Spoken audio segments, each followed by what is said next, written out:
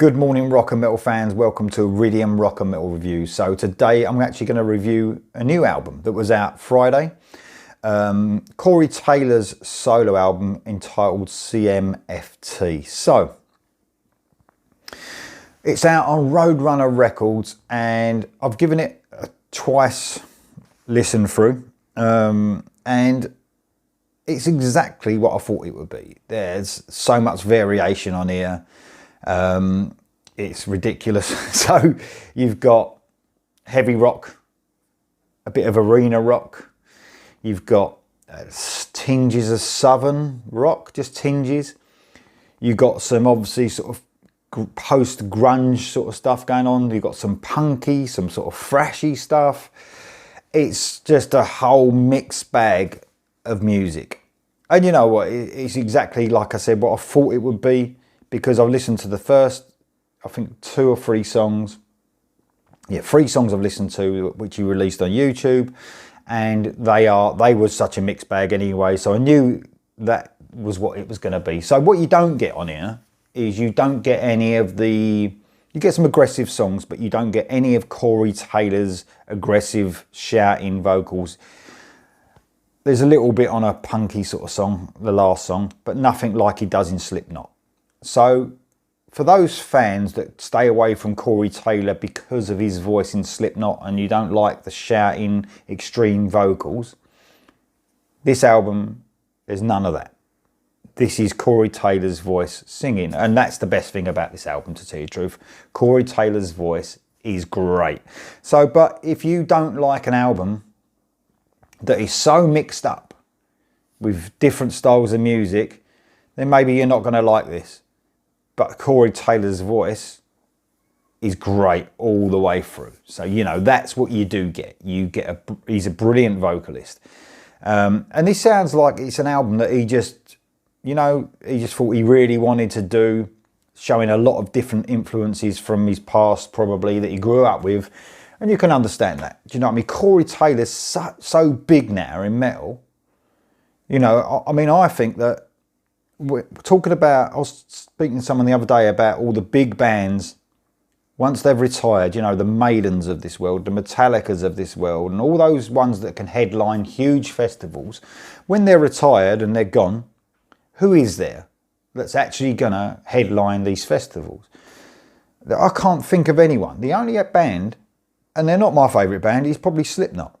They're probably the only band that could put in a crowd at a festival 100,000 people. Do you know what I mean? What other bands are there out there that are ready to take that step up to headline a huge festival like Download, for instance, in England?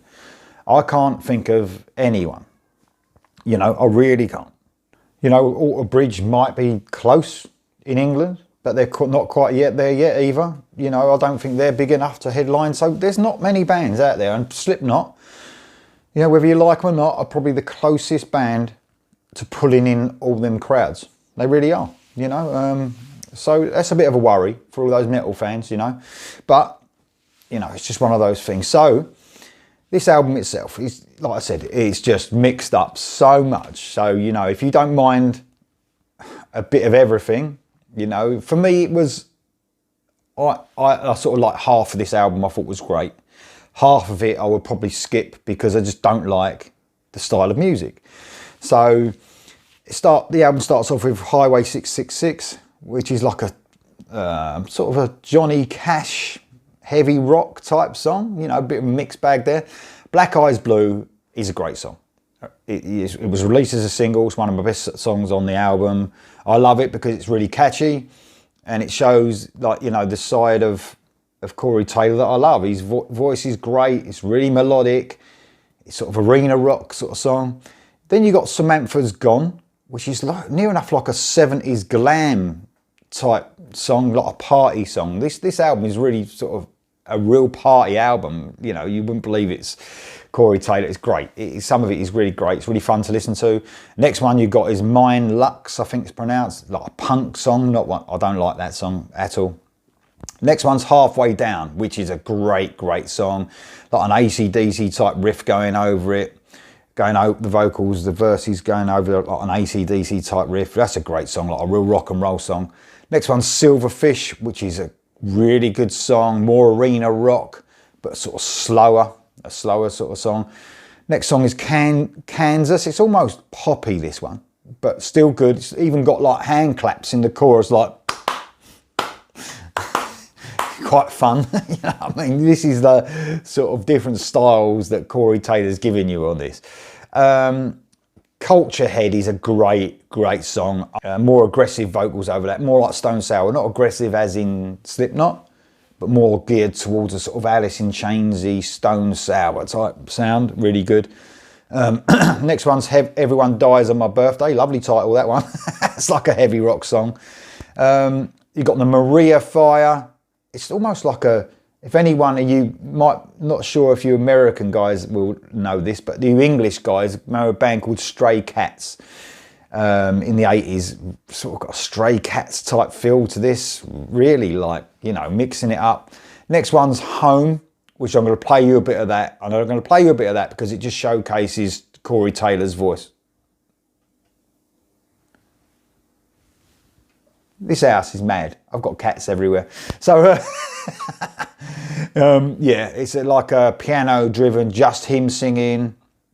You know, that's a great song. And like I said, Corey Taylor's got a brilliant voice. The next one's not a great song for me. CMFT Must Be Stopped, which is a rap song.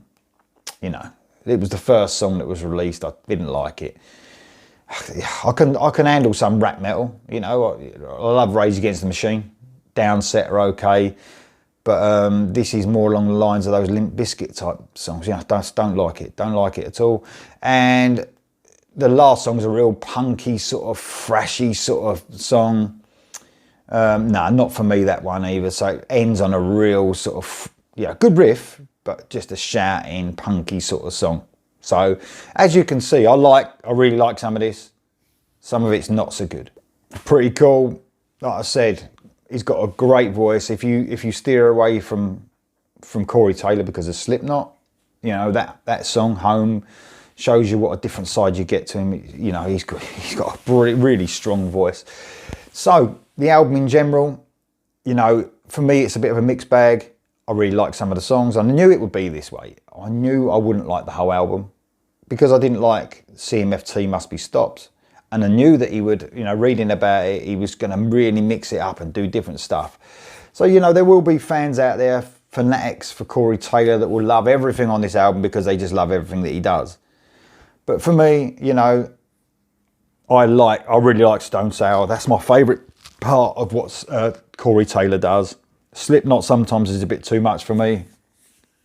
You know, I like some of the stuff, the more mellower stuff. Stone Sour's just got it right. You know, they're on the edge of metal. They're not too extreme or anything. That's why I like Stone Sour. So but this album, you know, like I said, I knew I would like some of it, and I knew I wouldn't like some of it. It gave me what I thought it would, you know. So if you love Corey Taylor, you love his voice, you'll love this album probably. But some of the songs for me go a bit too far into experimentation. You know, it's a bit too all over the place.